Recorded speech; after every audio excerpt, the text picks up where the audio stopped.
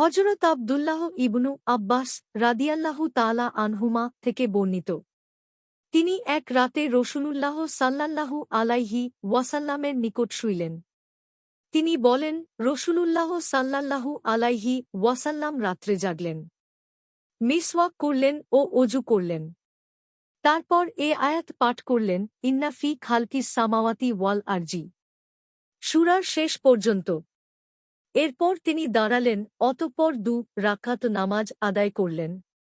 নামাজে তিনি বেশ লম্বা কিয়াম, রুকু ও সিজদা করলেন।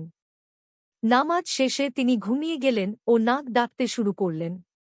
এরকম তিনি 3 বার করলেন। 3 বারে তিনি 6 রাকাত নামাজ আদায় করলেন।